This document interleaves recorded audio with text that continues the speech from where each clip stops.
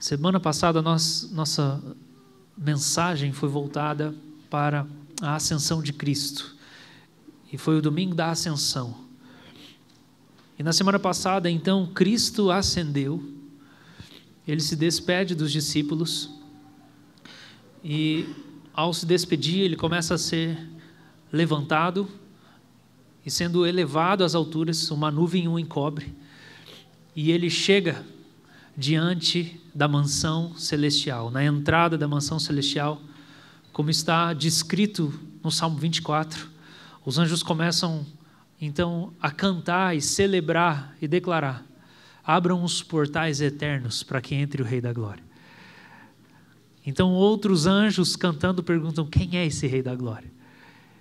E aqueles primeiros respondem: é o Senhor vitorioso nas batalhas, é o guerreiro. Ele desceu, ele guerreou, ele venceu a morte não pôde contê-lo. Ele venceu o diabo, a antiga serpente, o dragão, foi derrotado. Ele venceu o pecado que trazia condenação sobre os eleitos de Deus. E então os anjos, celebrando a chegada de Jesus, têm diante deles os portões eternos sendo abertos e o Rei da Glória entrando na Nova Jerusalém. E sendo recebido com aclamação, Jesus é colocado para se assentar no trono à direita de Deus Pai. E ali ele é coroado. E ali, sentando, Salmo de número 2 também se cumpre, quando o Pai se vira para ele e fala: pede-me, intercede, ora, e eu vou te dar as nações como herança. Então Jesus começa o seu ministério de intercessão por nós. Não que ele não tivesse intercedido antes, mas sentado no trono agora ele reina e ele intercede. E ele está sentado nesse alto e sublime trono que possivelmente foi o que Isaías viu centenas e centenas de anos atrás. Ele tinha visto numa visão do futuro o próprio Cristo sentado no trono, vitorioso nas batalhas.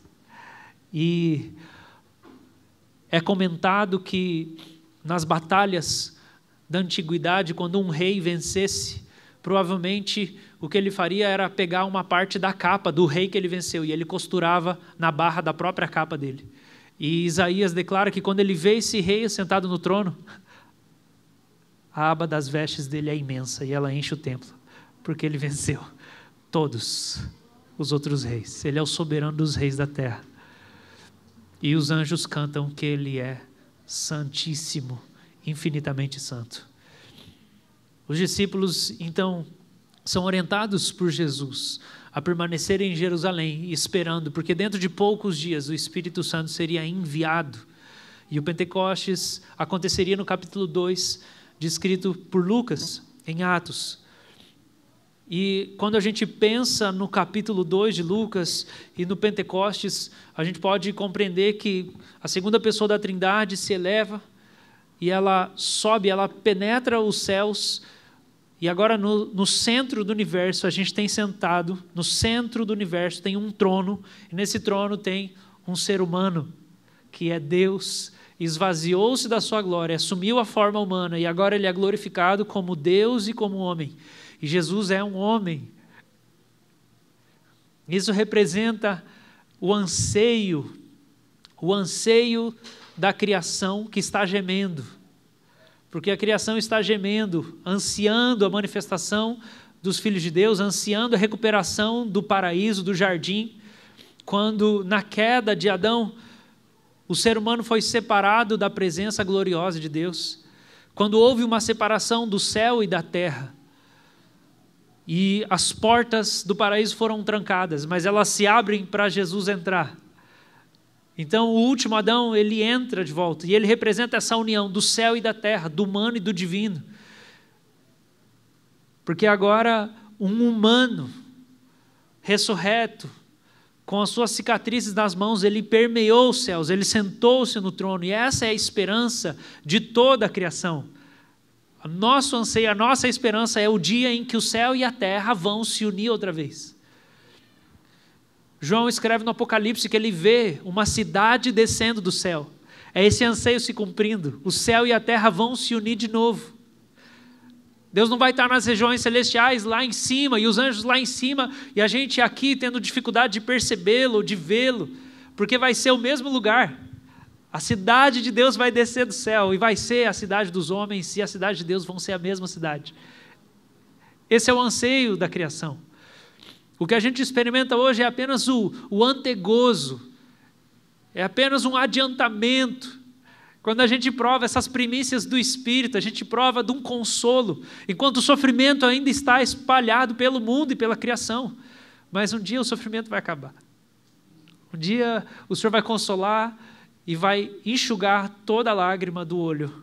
Não vai ter mais enchente, não vai ter luto de pessoas que nós amamos, não vai ter doença, não vai ter frustração que a gente carrega ao longo dos anos, de sonhos que a gente queria ter alcançado, a gente não alcançou, de decepções com Deus, de frieza espiritual, de luta contra o pecado, nada disso.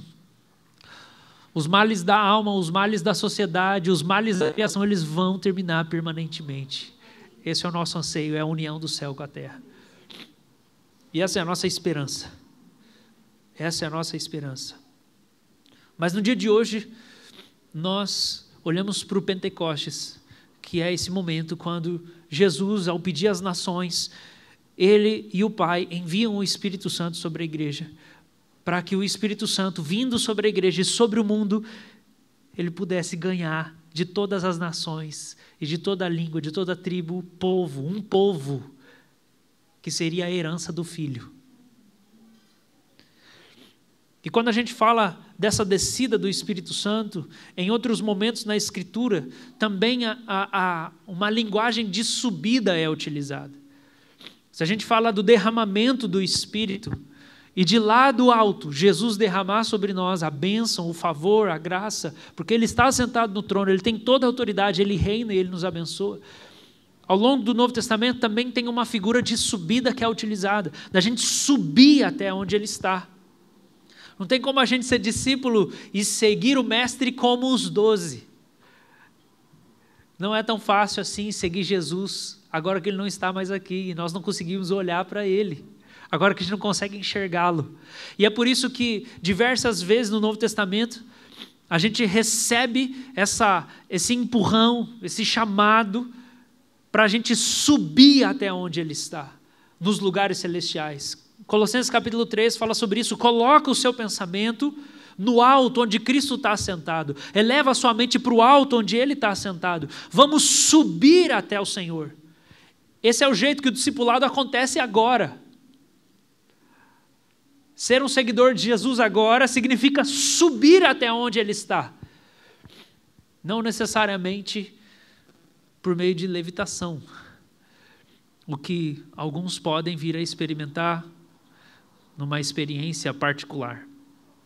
Mas é um elevado pensamento, como você vê muitas vezes o próprio salmista falando, eu elevo o meu pensamento para Deus, elevo os meus olhos para o Senhor. É elevar a mente, é elevar o coração aonde Cristo está, é lembrar-se de quem é Cristo nesse exato momento, com as cicatrizes, com o que Ele fez, como Ele está governando e regendo, com a sua paciência, com a sua bondade, com a sua justiça. Nós seguimos a Cristo agora subindo até Ele, ou então elevando para Ele as nossas situações, as nossas dores. A gente levanta para Ele o nosso sofrimento. A gente não vive o sofrimento com desespero. A gente não olha para o mundo como sendo imutável. As situações de dor e sofrimento da vida, elas não são situações inflexíveis, intocáveis, que a gente não tem o que fazer. A gente pode levantar o sofrimento para Deus. Deus, eu levanto aí diante do seu trono agora a minha dor, a dor do outro, o sofrimento do outro, a fome do outro, a angústia do outro. Eu levanto o sofrimento. A vida cristã não é apenas um chamado à paciência, porque um dia vai acabar, mas é um convite para nós levantarmos para Deus cotidianamente aquilo que não representa o reino de Deus entre nós. Levanta para Deus a sua dor, levanta para Deus o seu sofrimento, levanta para Deus a sua saudade, levanta para Deus a sua frustração, a falta de fé. Aquele homem que falou, Jesus disse assim, se você crer, tudo é possível. E aquele homem desesperado pelo filho dele enfermo falou assim: eu creio, me ajuda na minha falta de fé. Eu não creio, eu creio um pouco, mas eu quero crer. Levanta a sua incredulidade para ele. Senhor, está aqui minha incredulidade. Você não foi deixado aqui para resolver sozinho e viver a partir de princípios. Essa não é a vida cristã. Pega os princípios e faz eles acontecer. Deus não está longe. Mesmo que Ele esteja no alto, a Bíblia fala para nós que tem uma porta aberta no céu. E Cristo fala em João capítulo 1 que Ele é a porta no céu aberta, de onde os anjos descem e sobem trazendo as bênçãos. Nós temos acesso às regiões celestiais. Tem uma porta aberta no céu. Nós podemos levantar para Deus tudo que precisa de redenção. E hoje a gente sobe, a gente vai atrás dele, a gente vai junto com ele. Na história da igreja, a palavra utilizada por diversas vezes para esse movimento é a palavra ascese. Quem veio de uma experiência com o catolicismo talvez esteja mais acostumado com essa palavra, ascese, que significa tanto o exercício, o esforço, de onde vem a expressão vida ascética, ou exercício ascético, que é um esforço físico que você faz para se aproximar de Deus. Não para ser salvo, mas porque você está redimido, você se esforça para se conformar a essa aproximação, mas que também representa essa ascensão. Você se esforça para obedecê-lo, você se esforça para olhar para ele, você se esforça para ir na direção dele, e você sobe por meio desse esforço. É uma ação humana. Pela ascese a gente sobe até onde Cristo está. E um dos exercícios importantes da ascese, da busca, da aproximação do Senhor, está registrado em Salmo de número 40, que é o texto nosso dessa manhã, que eu quero ler com você o versículo 1.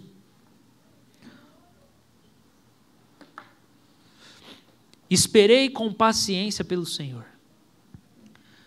Ele se inclinou para mim e me ouviu quando clamei por socorro. Esperei com paciência pelo Senhor. Ele se inclinou para mim e me ouviu quando clamei por socorro. Esperei com paciência pelo Senhor. Ele se inclinou para mim e me ouviu quando clamei por socorro.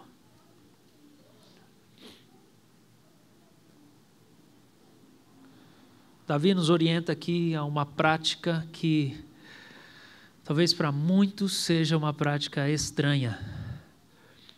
Quando a gente fala de buscar Deus, a maioria talvez pense em um ato de vou fechar a porta do meu quarto, ou vou acordar cedo, e daí você pensa possivelmente em duas coisas. Eu vou ler um texto da Bíblia, é um exercício de ascese, de esforço, ou você pensa, eu vou orar, eu vou fazer minhas orações e pedir para que Deus abençoe. Alguns talvez vão um pouco além e vão colocar também na sua vida de ascese, de busca por Deus, o louvor. Eu vou cantar ao Senhor, eu vou louvar ao Senhor. Alguns vão um pouquinho além, acrescentar o jejum, uma abstenção, mas o que Davi está trazendo aqui também é um exercício que pode parecer muito estranho para alguns irmãos. Porque o que ele está dizendo é, esperei com paciência pelo Senhor. Esse é o exercício. Eu esperei. Esse é o exercício. Eu fui até Deus e eu esperei. E eu fiquei diante dele e eu esperei. Se você perceber a estrutura do versículo 1, é o seguinte, ele espera.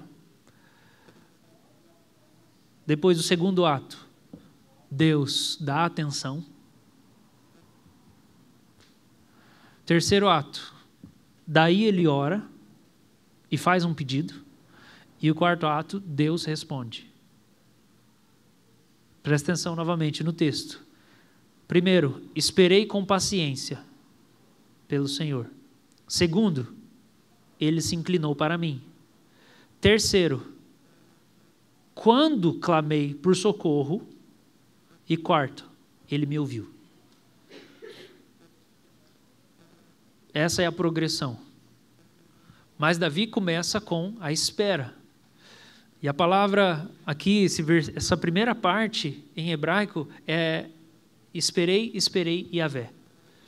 Ele escreve 2 vezes a palavra esperar. Esperei, esperei Yahvé.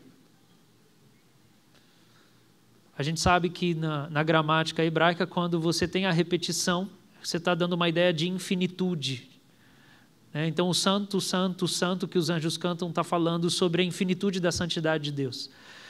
Então, quando Jesus chama 2 vezes o nome de alguém, nos evangelhos ele está querendo chamar a atenção. Marta, Marta.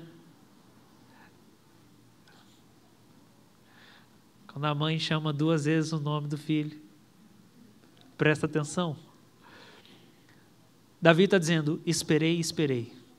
Ele não esperou uma vez só. Para nós é traduzido, esperei com paciência, porque esperar 2 vezes quer dizer que teve paciência, porque ele esperou e não aconteceu nada. E daí ele continuou esperando, até o momento em que Deus se inclinou. Então a visão que Davi tem de Deus é que Deus está no trono. Ele está sentado no trono, e do trono Deus vai se inclinar. Mas o que Davi faz para ter a atenção de Deus? E para Deus se dobrar? Porque esse é o significado dessa palavra, da inclinação, dobrar-se.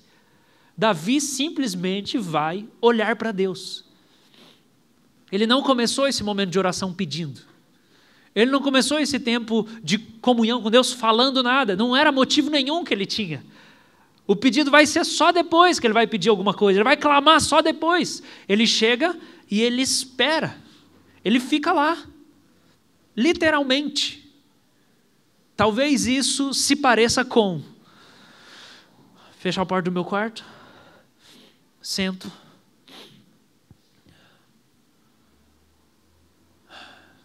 estou aqui te esperando, Deus.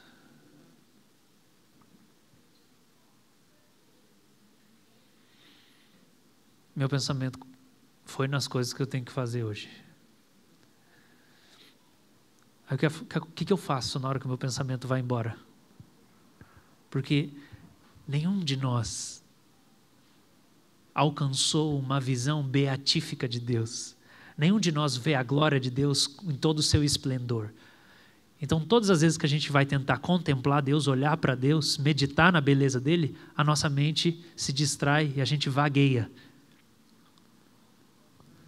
Que a gente vê pelo espelho.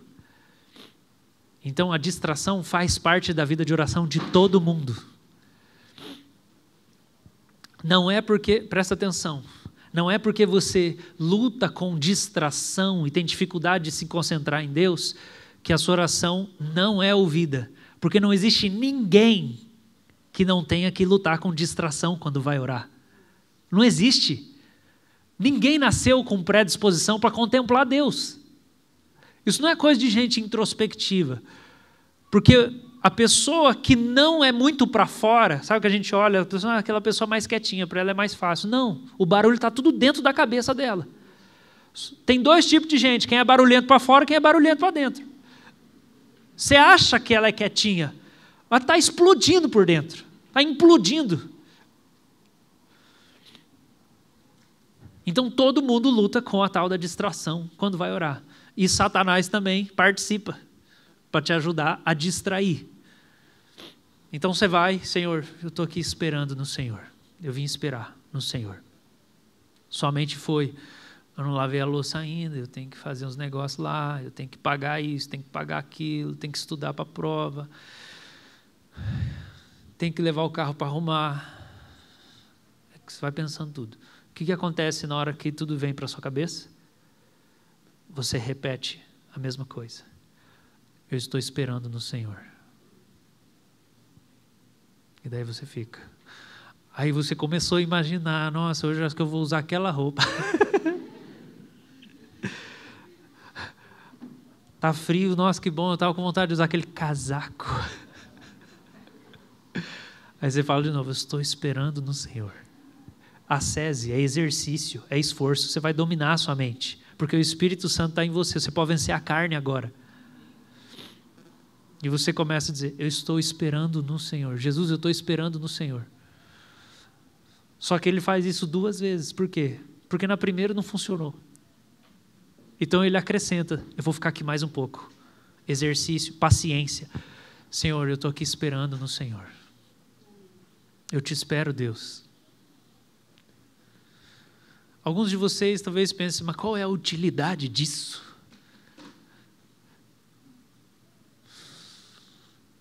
A própria pergunta já denuncia a sua idolatria de achar que Deus tem que ser útil para você. Deus não tem que ser útil para você. Deus não é uma ferramenta para você chegar em algum lugar. Deus é o Criador, é o dono, é glorioso, majestoso, o Senhor de tudo. Ele não precisa ser útil para você. É você que precisa dele. É você que precisa olhar para ele, contemplá-lo. Você precisa dele, mas ele não precisa ser útil para você. Isso denuncia também como a gente está dominando a nossa relação com Deus. Entenda o que eu quero dizer com isso. Quando a gente pensa no nosso tempo com Deus, na nossa vida de fé, na nossa adoração, na nossa devoção, como algo que a gente sabe onde a gente quer que chegue, ou para que ela serve, você está exercendo um domínio e um controle sobre a sua relação com Deus, e você não está dando espaço para Ele.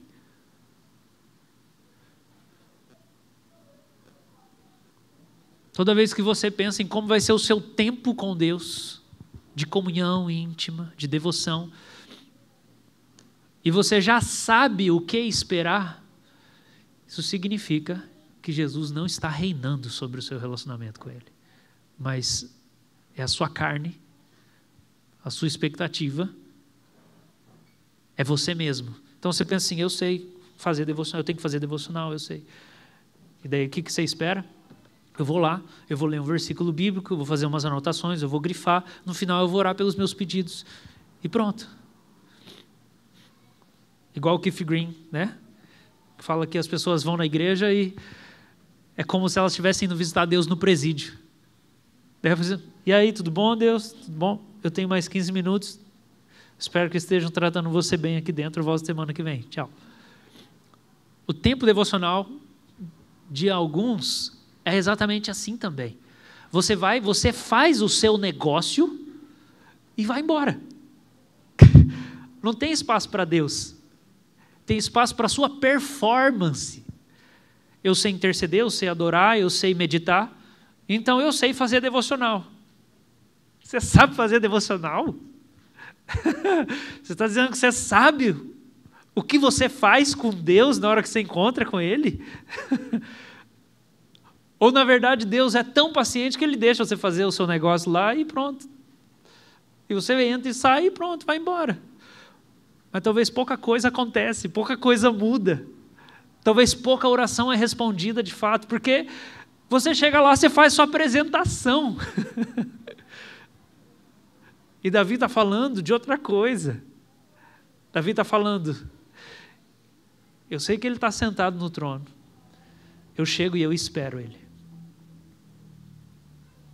Eu não tenho condição de fazer isso aqui.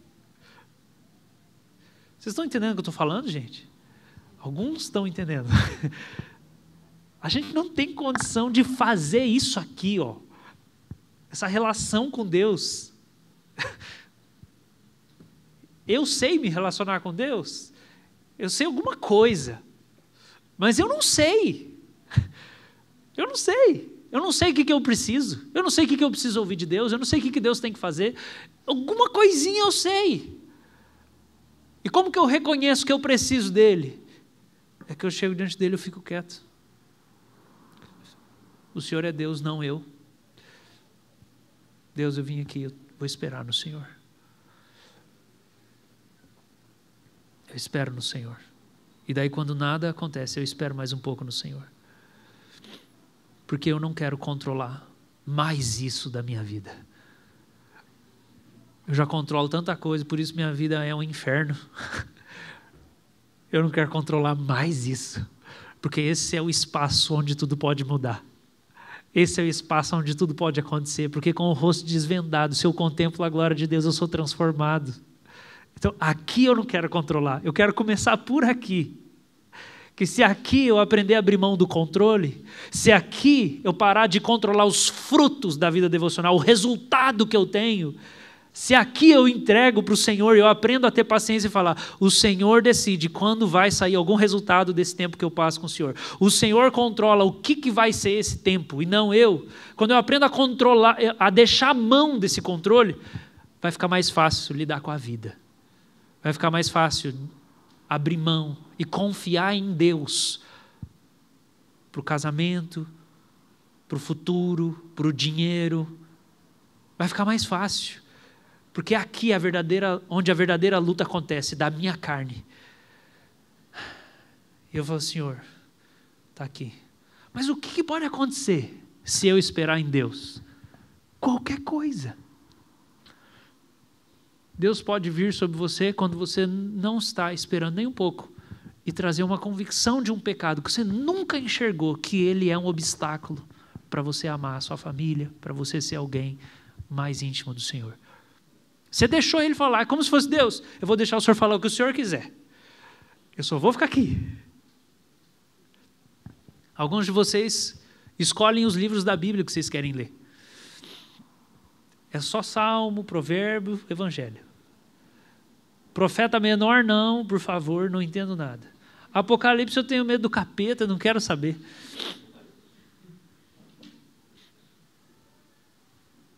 Percebe como você controla a sua relação com Deus, a sua vida devocional? Você controla o que Deus pode falar com você? Você controla onde Deus pode te levar? Você exerce um domínio, só que Deus não é controlável. Ele simplesmente está esperando você perceber que não está funcionando, porque Ele é paciente. Então o que eu posso esperar se eu chego diante de Deus e eu só espero e eu espero o Senhor? Qualquer coisa que Ele quiser fazer com você. Ele pode consolar você como você nunca foi consolado. Ele pode acessar uma ferida que você nunca se permitiu ser cuidado. Minha mãe me abandonou, meu pai me abandonou. Está lá. Ele pode fazer o que Ele quiser, se você deixar o controle dessa relação com Ele. Porque Deus não é espectador. Só que Ele se recusa a ser dominado por nós. Ele não vai se submeter. Agora, quando a gente se põe numa postura de humildade, Deus, eu espero no Senhor. A resposta do salmista é, Deus está sentado no trono. Tem um monte de gente na face da terra, vivendo do jeito delas. Alguns não pedem, não oram e não falam com Deus pedindo orientação de nada. Alguns vivem dando ações de graças. E alguns, talvez realmente estejam com o coração voltado para Ele. Ele está no trono. Ele não se inclina para qualquer um. Quero que você preste atenção nisso. Atos dos Apóstolos registra quando Jesus Cristo levantou do trono para receber Estevão, primeiro mártir da igreja. Ele se mexeu no trono em resposta ao que foi feito aqui na terra. Aqui o salmista está falando uma outra maneira de como Deus se mexe no trono. Ele está dizendo que quando Deus tem um filho que se aproxima do trono em silêncio e expectativa e fala, Deus, eu vim esperar o que o Senhor quer falar comigo, o que o Senhor quer fazer em mim. E daí espera mais um pouco. Não foi uma espera com pressa. Uma espera apressada. Esperei 2 minutos. Ah, não. Vou continuar do mesmo jeito mesmo. Deus vai se inclinar, fala assim, rapaz, alguém está acreditando que eu tenho alguma coisa para dizer? Deus faz o quê? Se inclina. E Ele olha. Ele coloca o olhar dele sobre aquele que está esperando nele. Eu estou esperando em Deus. Deus olha e Ele presta atenção. Não é para todo mundo que Deus se inclina. Não é para todo mundo que Deus se inclina. Mas quem está esperando, está acreditando que as suas soluções não são suficientes. Eu preciso de alguma coisa de Deus. Não sou eu. Eu não tenho. Obrigado, Deus, pela minha inteligência natural. Obrigado, Senhor. Obrigado pelo dinheiro que o Senhor põe nas minhas mãos, as minhas habilidades. Obrigado pelos relacionamentos que eu tenho. Eu posso chegar até você e pedir ajuda. Eu posso chegar para o outro e pedir ajuda. Mas quantas vezes a nosso pedido de ajuda e a gente mesmo provê para si mesmo, não é aquilo que Israel fez. Quando o profeta Isaías falou assim, você pediu ajuda do Egito para se defender da Babilônia. E o Egito é como uma vara na qual você está se apoiando, uma bengala, mas ela vai quebrar e vai furar a sua mão. Porque você não deve confiar em ninguém. Você tem que confiar em mim. E se você confiasse em mim, você ia saber que sou eu que estou enviando a Babilônia até você. Então a gente tem muitas possibilidades ao nosso redor do que nós podemos fazer com a nossa vida. Mas aqui o salmista está propondo para nós uma coisa mais sublime, que é, eu posso tentar resolver todas as coisas do meu jeito, mas eu escolho ir diante do trono do Senhor e esperar o Senhor. Eu vou esperar o Senhor. Ele tem uma vontade, Ele é bom, Ele me ama, Ele me conhece e Ele pode falar comigo. Eu vou esperar no Senhor. E o que vai acontecer? Deus vai se inclinar. É uma resposta, é a atenção de Deus. Talvez é uma sensação da presença. Porque só depois Ele vai pedir. Só depois Ele vai orar. Ele não começa orando. Ele começa esperando. Gente, isso fala de como a nossa relação com Deus não pode ser uma coisa utilitária. Claro que tem o dia da angústia e da calamidade. Claro que tem o dia da emergência. Você fala, Deus faz alguma coisa. Mas se todo dia é assim, talvez você tenha poucas orações respondidas. Porque Ele está dando essa progressão. Primeiro é Deus. Primeiro eu quero Deus. Primeiro eu desejo Deus. Eu anseio por Deus. Daí Deus me responde com a atenção, com a presença, com o olhar dEle. E daí depois eu faço um pedido para Deus. E daí a oração de fé que veio já dessa comunhão, ela obtém a resposta de Deus. Teresa de Ávila escreveu, nada te perturbe, nada te espante, tudo passa, Deus não muda, a paciência tudo alcança. Spurgeon escreveu também assim, Jesus esperava na onipotência da paciência. Jesus esperava na onipotência da paciência. A paciência pode todas as coisas. Provérbios fala que a paciência convence o príncipe. Cara, quando você fala, eu vou ficar aqui, Deus, eu vou esperar o Senhor falar. Eu vou esperar o Senhor fazer. Deus se inclina para você do trono. Quanto tempo você pode estar esperando algo de Deus? Não para de esperar. Não para de esperar. Isso não é uma espera do tipo assim, se Deus quiser vai acontecer. Certo? Isso faz parte da cultura brasileira. Qualquer pessoa que não ora e que não fala com Deus e não tem fé, fala, se Deus quiser vai acontecer. Isso não necessariamente significa que essa pessoa espera em Deus. Agora a gente está falando de um exercício. Um exercício. Talvez você pense, não, mas eu não consigo fazer isso. Começa com 2 minutos então. 5 minutos. Eu espero o Senhor. Depois eu vou ler a Bíblia. Depois eu vou orar. Eu vou esperar o Senhor. A paciência tudo alcança. Imagina que você está no seu trabalho e chega alguém assim, ó, em silêncio, lá no seu trabalho, onde você está, não sei se você trabalha no comércio, escritório, algum lugar, e daí chega uma pessoa quieta assim, e fica assim, ó, para você.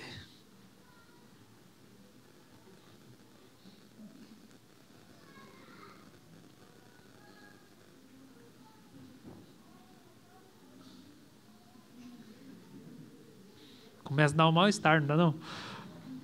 Imagina você ficar assim no trono. O salmista está falando que você tem a atenção de Deus. Chega e fica assim...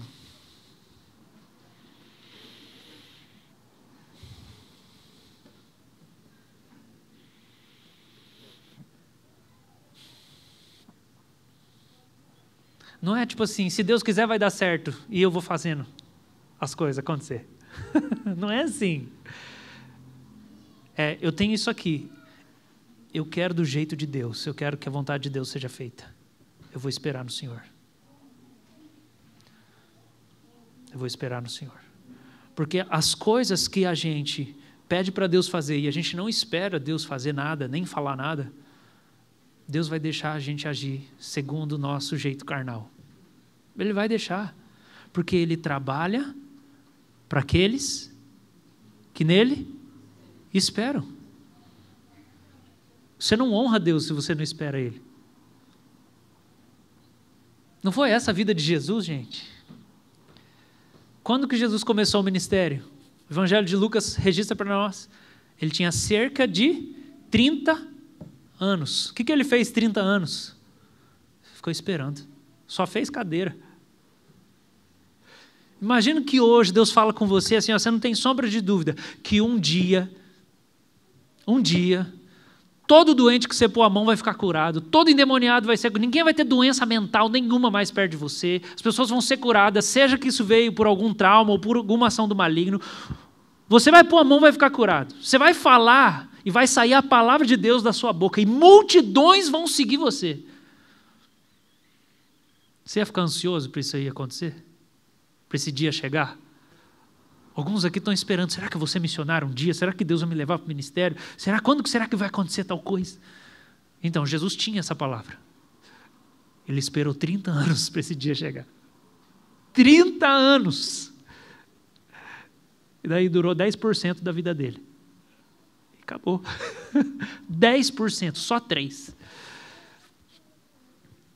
Ele está nas bodas de Caná, Maria, mãe dele, chega e fala assim, acabou o vinho, meu filho? Ele falou, mulher, não está na minha hora. Não estava na hora, ia ser 10 minutos depois, mas ainda não estava na hora. Ele estava falando que não estava na hora dele ficar famoso ainda. E ele estava pronto, ele esperou 30 anos. Depois, João capítulo 7, festa dos tabernáculos. Os irmãos de Jesus chegam e falam assim, se você quer ser conhecido, não fica aqui, vai lá para Jerusalém e faz esses milagres lá, todo mundo vai saber quem você é. O que Jesus fala? Não está na minha hora de ser conhecido. E Jesus fica na Galileia. Espera em Deus. Eu não quero fazer uma coisa que não está na hora. Tem um provérbio que para mim foi central na espera da esposa que Deus tinha para me dar. A bênção, a herança recebida antes da hora, no fim não será abençoada. A herança recebida antes do tempo, no fim não será abençoada. Então, Deus, eu não quero ter uma esposa antes da hora. Mas do lado de dentro não sente vontade? Eu só fui casar com 29. Eu acho que a gente começou a namorar, eu tinha 27. Fiquei 7 anos pastoreando sem uma companheira para me ajudar a aliviar as cargas. Não sentia vontade? Claro que sentia. Por quê? Por todas as coisas. Biológica, emocional, espiritual. Eu sentia falta de companhia. E Deus não sabe que você está sentindo falta enquanto Ele manda você esperar? Ele sabe que você está sentindo falta. Mas esse é o jeito dele moldar você. Esse é o jeito dele transformar você. Mata a sua ansiedade. Não seja controlado por ela. Entrega ela para o Senhor. Ascese, esforço. Eu não vou ser controlado pelos meus impulsos. Eu não vou ser controlado pela minha ansiedade, pelas minhas emoções. Eu não vou ser controlado pela necessidade. Nem tudo na minha vida é urgente. Eu vou esperar o Senhor. Eu vou esperar a hora do Senhor. Davi não esperou mais de 10 anos para sentar no trono. E ele já sabia que Deus tinha rejeitado Saul, ele podia ter cortado a cabeça de Saul fora. E ele sabia, ele já tinha sido ungido com o Espírito Santo, ele ficou mais de 10 anos com a unção guardada. E quando ele vai cortar a capa de Saul, vem arrependimento sobre ele. Não está na hora. O cara era perseguido, a família dele perseguida. Tem um texto para mim que é o texto mais triste todo da história de Davi, que é quando eles vão para uma batalha e vem um povo inimigo e leva todas as esposas de todos os guerreiros e os filhos embora. E os homens começam a chorar desesperados, querem matar Davi. É muito triste. Ele já não podia estar no trono? Por que ele está passando por esse negócio, se Deus já falou que ele vai ser o rei? Porque a promessa não é suficiente. Tem que ser no tempo de Deus. Você precisa se submeter a Deus no processo. Porque a bênção antes da hora, no fim, não vai ser aprovada por Deus. Não vai ser bênção. Bênção pode tornar maldição. Por que Saul deixou de ser rei? Vocês lembram? Quando que ele foi rejeitado por Deus? Porque ele foi lutar contra os filisteus e Samuel deu uma palavra assim: depois de 7 dias eu vou encontrar você, me espera para oferecer sacrifício ao Senhor. Eles vão, guerreiam, vencem a batalha contra os filisteus. No 7º dia, Saul fala assim: mas Samuel está demorando para chegar, eu mesmo vou fazer o sacrifício aqui. Saul começa a fazer o sacrifício como se ele fosse sacerdote. O texto fala que quando ele está fazendo o sacrifício, o profeta Samuel chega e fala: o que você está fazendo? E daí Saul falou assim: é porque os meus homens, eles estavam aqui começando a ficar assim meio inquietos, com medo e ficaram agitados. E eu falei: não, eu não posso deixar eles se dispersarem, então eu fiz o sacrifício. Samuel fala: porque você não esperou, Deus rejeitou você como rei. Você não vai mais ser rei em Israel. Perdeu a unção, gente. Perdeu a vocação. Porque ele não esperou. Esperou. Ele tinha que ter esperado. Era alguns minutos. E o que é que Jesus fala para os discípulos? No capítulo 1 de Atos, depois que ele ascende. Antes dele ascender. Esperem em Jerusalém, até que do alto vocês sejam revestidos de poder. Vocês não vão conseguir fazer a missão na força do braço, não é estratégia, não é inteligência. Vocês precisam da unção. Espera. Mas e a tentação? E as pressões? Deus, mas vão achar que eu não sou um bom pai de família, porque eu não consigo, eu não estou indo atrás. Alguns obstáculos para você vencer, para você conseguir esperar em Deus. Primeiro, autocobrança. Se você vive debaixo de uma cobrança muito grande, de performance, de resolver, de fazer, de dar resultado, talvez isso é por causa da sua criação, talvez é por causa dos amigos que você tem, você não vai esperar em Deus. Porque você vai sentir um fracasso. Só que isso vai te levar para a desobediência de Deus. Esse é um dos obstáculos, é a autocobrança grande. Outra coisa que é um obstáculo para você esperar em Deus, o sentimento de urgência, de que tudo na sua vida é urgente. Se você chama de urgente o que não é, você não consegue trabalhar com Deus e pedir para Ele entrar nas situações. É sempre a sua solução que vai ser colocada, mas ela não vai resolver. Presta atenção, talvez você está esperando um dia que Deus vai mudar uma situação, e você está esperando isso faz muito tempo. Deus, eu estou esperando o dia que eu vou mudar, ou que alguma coisa vai mudar, ou é financeiro, ou é familiar, você está esperando. Só que na verdade você não está esperando, porque você continua fazendo as mesmas coisas. O apóstolo Paulo escreve em Gálatas falando assim: não deem lugar ao diabo. E a palavra grega ali significa lugar físico. Há coisas que você faz, e ele está falando de pecados, que dão lugar ao diabo, a presença maligna, por meio da sua prática de pecado. A gente sabe, Satanás se alimenta do pó da terra, da carne, pecado. Ok, do mesmo jeito A gente é chamado a dar espaço para Deus na nossa vida. Dá espaço para Deus agir. Como? Na hora que aquela pessoa que mora na sua casa falar aquela abobrinha, não responde. Não faz o comentário. Deixa o silêncio de Deus ecoar na consciência. Isso pode ser um jeito de você dar espaço para Deus, o teu silêncio. Você sempre fala a mesma coisa para tentar consertar o outro. Que tal você parar de falar e deixar Deus falar na consciência? Que tal você dar espaço para Deus? Que tal você não achar que se você não fizer, Deus não vai fazer também? Que tal você acreditar que Deus responde, Ele se inclina quando você presta atenção nele e internamente você diz, Deus, eu não vou mais agir como eu sempre agi agora. Agora eu peço, vem no meu lugar. Agora eu vou interceder, eu vou fazer igual Jesus. Tem hora que Jesus vai lá, Ele prega e cura os enfermos. Tem hora que Jesus ascende aos céus e Ele só fica intercedendo.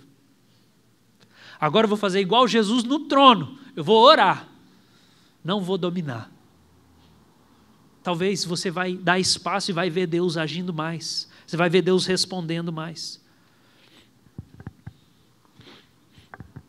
Jesus esperou pacientemente passar pelo sinédrio, por Pilatos, pela crucificação, pela ressurreição. Ele esperou. Esaú não esperou. E por causa da fome dele, ele vendeu o direito de primogenitura. A fome não deixou ele esperar.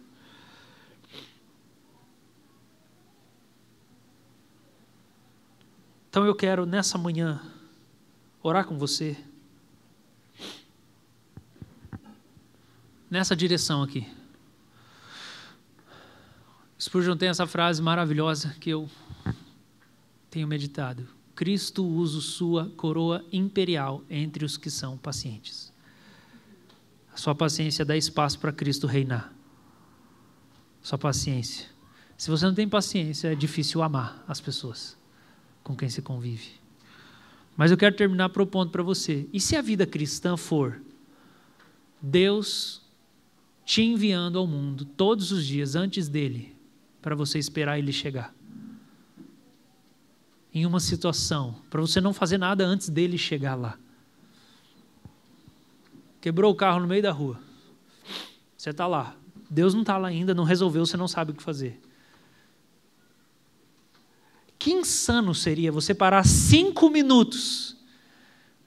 Assim, antes de eu descer do carro, antes de eu abrir esse capô, antes de eu chamar um mecânico e o seguro, eu vou esperar no Senhor.